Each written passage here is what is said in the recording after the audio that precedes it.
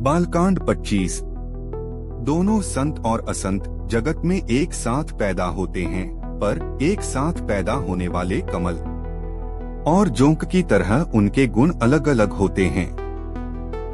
कमल दर्शन और स्पर्श से सुख देता है, किंतु जोंक शरीर का स्पर्श पाते ही रक्त चूसने लगती है। साधु अमृत के समान मृत्यु रूपी संसार से उबारने वाला और असाधु मदिरा के समान मोह प्रमाद और जड़ता उत्पन्न करने वाला है। दोनों को उत्पन्न करने वाला जगद्रूपी अगाध समुद्र एक ही है।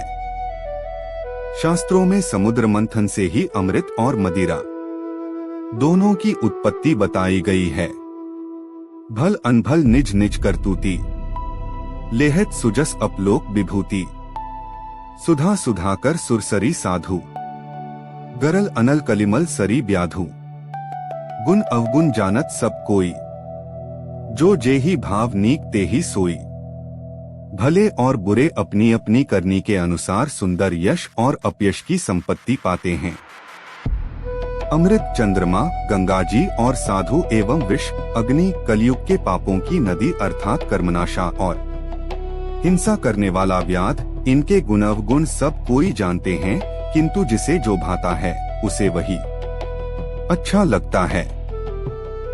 2 भलो भलाई ही पैलहै लहै निचाही नीचू। सुधा सराह्य अमरता गरल सराह्य मीचू। भला भलाई ही ग्रहण करता है और नीच नीचता को ही ग्रहण किए रहता है। अमृत की सराहना अमर करने में होती है और विष की मारने में। खलग अगुण साधु गुणगाहा, उभय अपार उद्धि अवगाहा। तेहि ते कछु गुण दोष बखाने, संग्रह त्याग न बिनु पहचाने।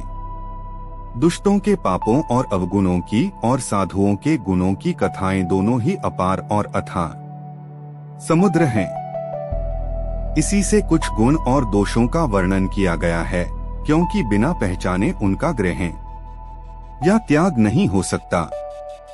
भले उपोच सब विधि उपजाए, गनि गुण दोष वेद बिलगाए। कहिन वेद इतिहास पुराना, विधि प्रपंचु गुण अवगुण साना। भले बुरे सभी ब्रह्मा के पैदा किए हुए हैं, पर गुण और दोषों को विचार कर वेदों में उनको अलग अलग कर दिया है।